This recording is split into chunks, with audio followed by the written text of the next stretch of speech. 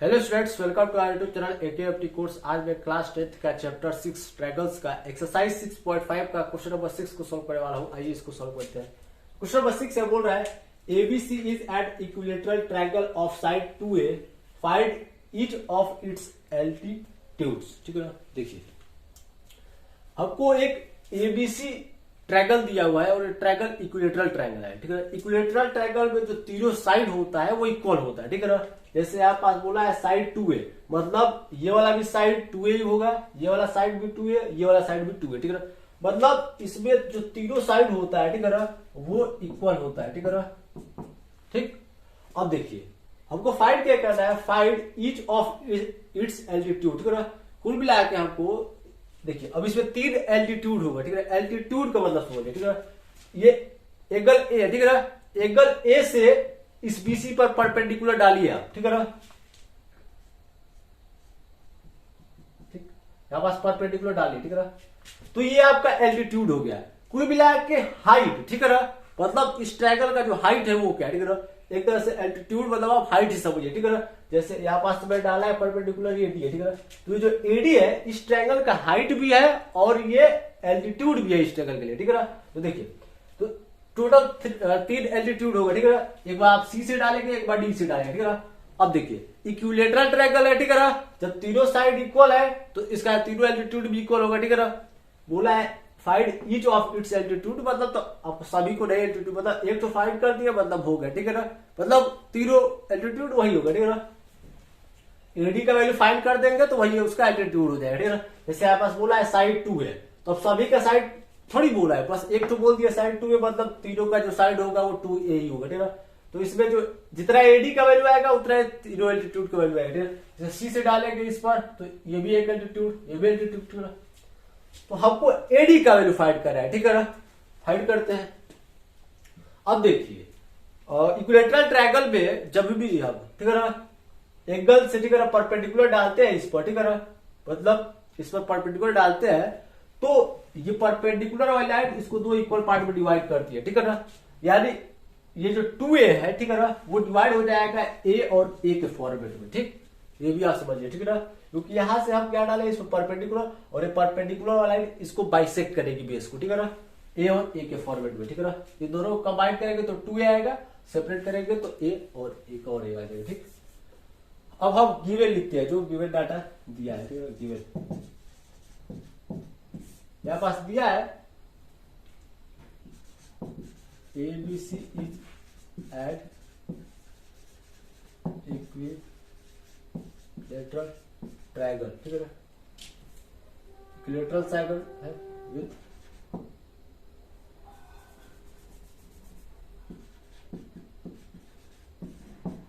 Side 2a। ठीक है ना, विथ साइड 2a मतलब क्या, यानी यहां पास आप ऐसे भी लिख सकते हैं AB इक्वल टू 2a, मतलब AB equal to BC equal to AC equal to 2a। ठीक है, कहने का मतलब ये है हमारा। ठीक है ना, मतलब इस तीनों का जो साइड है वो 2a है। ठीक है ना, अब देखिए यहां पास जो AD है वो क्या है, एल्टीट्यूड है। ठीक है ना,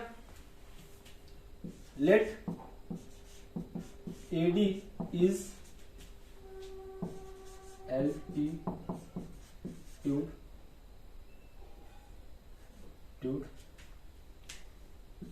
ऑफ टोटल 3 एल्टीट्यूड बनेगा, पहले मैं बता रहा हूं। ठीक है ना, तो एक एल्टीट्यूड का वैल्यू फाइंड करेंगे तो वही तीनों का वैल्यू हो जाएगा। ठीक है ना, आपको पूरा पूरा नहीं फाइंड करना है। ठीक है ना, एक तो बता दें हो जाएगा altitude of triangle ABC, triangle ABC. ठीक है ना, हमने लेट किया है कि एडी इस ट्रायंगल का एल्टीट्यूड है। ठीक है ना, ठीक, और वही एडी, ठीक है ना, एंड वही एडी परपेंडिकुलर है, एल्टीट्यूड हो तो परपेंडिकुलर होके करेगा बीसी पर। ठीक है ना, सच दैट कुछ इस प्रकार से परपेंडिकुलर है कि जितना हमारा बीडी होगा, बीडी इक्वल टू उतना हमारा डीसी होगा। ठीक है ना, और ये दोनों तो इक्वल हो गए, इक्वल होने के बाद ये इस पूरे बीसी के आधा होंगे, बीसी के आधा हो गए। ठीक है ना, ये दोनों तो आपस में इक्वल हो जाएंगे। ठीक है ना, बीडी और डीसी, लेकिन ये बीडी और डीसी इक्वल होंगे लेकिन बीसी के आधा ही रहेंगे, पूरा बीसी ये है इसका हाफ रहेगा। ठीक है ना, BC का वैल्यू कितना है 2a, और यहाँ पास 2 तो खत्म हो जाएगा, यानी a हो जाएगा, ठीक है ना। ये किसका वैल्यू आया है, इसका वैल्यू आया है, ठीक है ना। तो इसको मैं यहाँ पास इस प्रकार से लिख देता हूँ, BD equal to DC equal to 2a/2, ठीक है ना। अब यहाँ पास 2 काट देता हूँ तो a आ गया, ठीक है ना। मतलब इन दोनों का वैल्यू a है, तो हमको BD चाहिए केवल, मतलब फिलहाल हमको BD ही लेना है, BD इक्वल टू ये, इसको आप बात समझिए, ठीक है ना। BD इक्वल टू ये, ठीक है, ये भी लेट किया। अब हम फाइंड करते हैं, ठीक है ना। यहां तक तो रात कहानी चल रहा था, ठीक है ना। अब हम फाइंड करते हैं, ठीक है ना। अब देखिए यहां पास A, D और B इस ट्रायंगल में देखिए, ठीक है ना।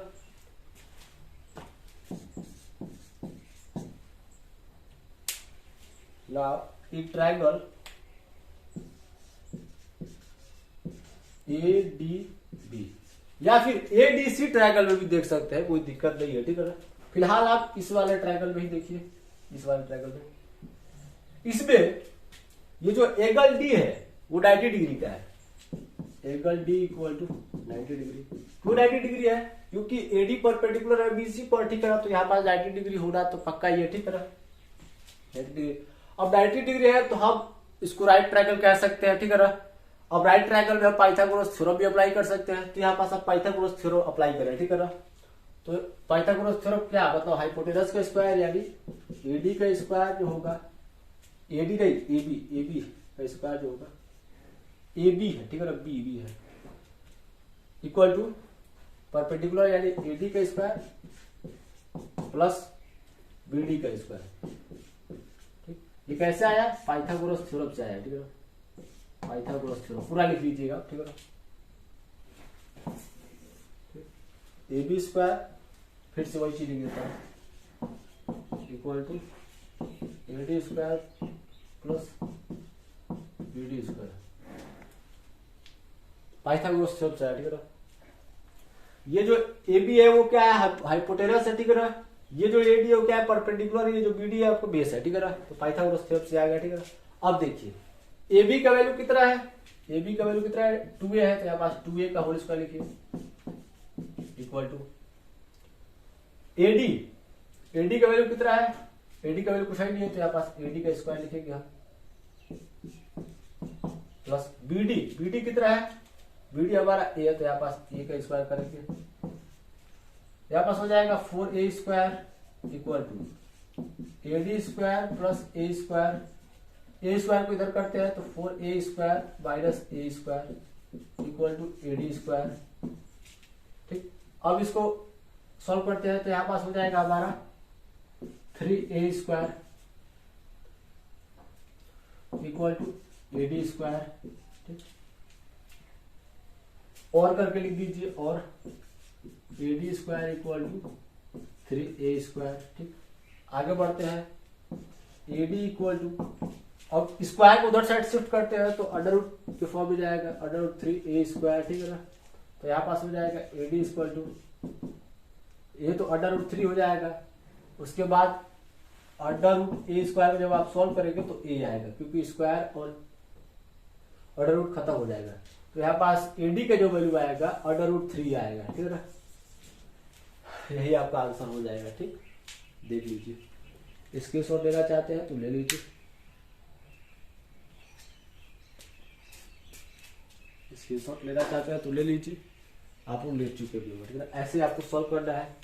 मतलब एक चीज और बताता हूँ, ये जो AD आया है ना, ये केवल एक एल्टीट्यूड है और तीनों एल्टीट्यूड का वैल्यू इतना ही आएगा, ठीक है ना। जैसे मान लीजिए कि आप एक और एल्टीट्यूड डाल दीजिए, यहां से यहाँ पास CE डाल दीजिए, ठीक है ना। तो CE का जो वैल्यू आएगा यही आएगा, ठीक है ना। एक और एल्टीट्यूड डाल दीजिए BF, BF का भी आएगा, ये पास अंडर रूट 3 है, कुल मिलाकर तीनों एल्टीट्यूड का वैल्यू सेम ही आएगा, ठीक है ना। खत्म। वीडियो अच्छा लगे तो बात चला एक कोर्स को सब्सक्राइब कीजिए, लाइक कीजिए, कमेंट कीजिए, शेयर कीजिए। मिलते हैं अगले वीडियो में अगले क्वेश्चन के साथ।